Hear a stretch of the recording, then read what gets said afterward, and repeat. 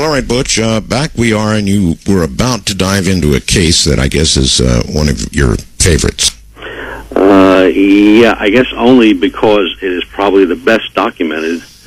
A lot of the cases that we found, the documentation was very poor, or the individuals that were involved in the case were long gone or passed away or could not be found. Mm-hmm. But this one came with photos of the crime scene and the autopsy report, which you can get and view on the internet.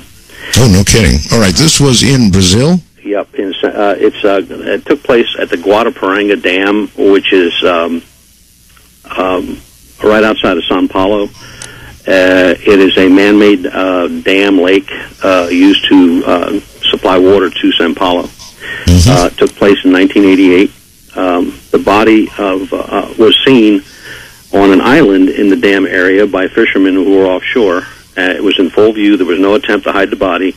It was just dumped there like so much rubbish. It just laid there. The witnesses, instead of going there and, getting all over the crime scene, did the smartest thing, which was they went and called the police, and the police showed up with forensic investigators also. Mm-hmm. The corpse was lying face up, only had on a pair of shorts. Now, the shorts were taken off to do the damage, and then were put back on. Vanity, I guess. I have no idea why. But the police didn't do that. The mutilation was exactly like cattle. So I guess for those folks that don't know what cattle mutilation is, when cattle are mutilated, the most things that are missing, or most things that are pronounced, are the carcass is drained of blood. There's no trace or any substantial amount around or in the body. There are unusual holes found in the carcass, usually 1 to 1.5 inches in diameter. They're produced by some kind of a sucking device or a laser type of device, which can cauterize the wound with extreme heat. And that's been used in every case. The anus of the area is cored out, just like you'd core out an apple. And the carcass is emptied of its digestive system. The sensory organs are taken: eyes, internal ears, tongues, glands of the throat, sexual organs, lower intestines, and that's pretty much in every case of cattle mutilation. In addition, I believe you never, ever find footprints coming to or leaving the area. You also find predators not interested in such remains, right? Yeah, there have been photographs and taken by the New Mexico State Police, which actually has a unit that investigates cattle mutilation, where they've set up cameras and watched wolves and coyotes walk around a carcass. That's like you and I walking past a buffet table that's free. Right. They're just passing up a free lunch, but they will not go anywhere near it. A lot of people. Butch, I'm sorry. Is there any reason that anybody's been able to discern for that? In other words, is there some scent or something that would cause an animal to not be interested in such a free lunch? No, I've never read anything that gave any information to that. But in one case, they actually took a carcass that was hit by a car, and they put it 150 yards away from a carcass that they were investigating, and within minutes, vultures were on that carcass. The predators were all over it, They were all over it, but they never touched the other carcass, which was laying there. There's got to be a reason they could uncover, Butch, for that. There's got to be. All I can think of is, animals operate on sense of smell very strongly. I don't know what other senses they might have that we don't know about, but I know the sense of smell is a very strong one, and maybe there's some scent, and maybe they'll look into that causes the animals to not be interested. One of the, and again, it's the New Mexico State Police, I believe, that's doing some work on that, where they've sent stuff to private labs, and the organs, like the heart and the liver, are like mush. They're like peanut butter. And to do something like that to an animal, it would take a huge burst of radioactivity, a radiation burst of some sort, to turn those organs to that. And another thing they found, the blood, that little bit that they find inside the bodies, doesn't clot for several days.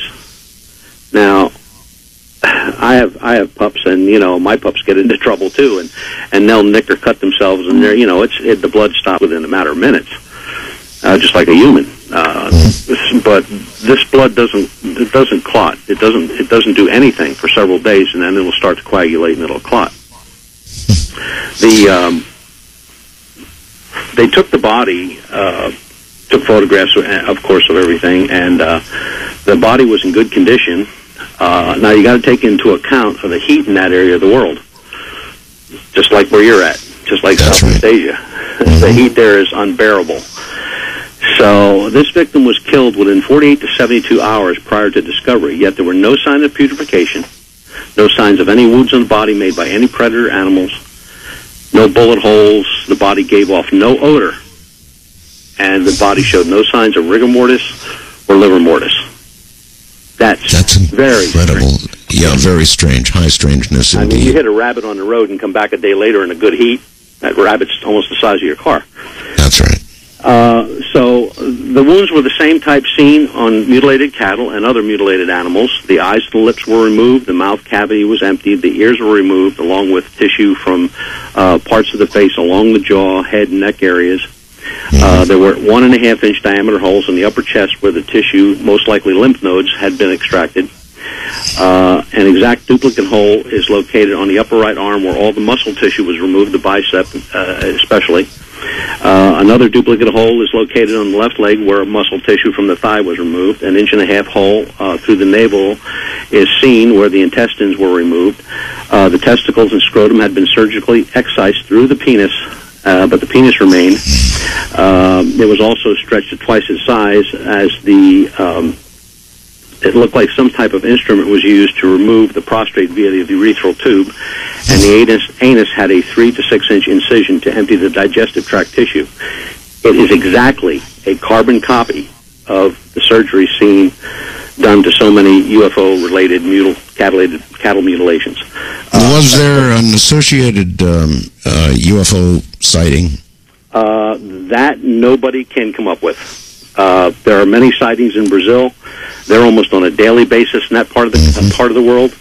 And also, to take note, Brazil has one of the highest records of injuries from UFOs recorded, where cars are run off the road, accidents are caused, people are burned by them, wounds appear like days after a sighting, radiation burns, and that's predominantly in South America. I was going to say it's not just Brazil. It's Mexico, for example, as well. Yes. Mexico has had so many close encounters. In fact, they've had collisions with UFOs from the Mexico City airport. Yep, and Puerto Rico is another one where there's a lot of sightings coming out of where there's damage to either property or to livestock or to persons. The most horrific thing that we found when we had the autopsy, which is, by the way, is in Spanish, which we had to get deciphered for us, was this kept coming up, and it comes up several times in the autopsy report, the words vital reaction.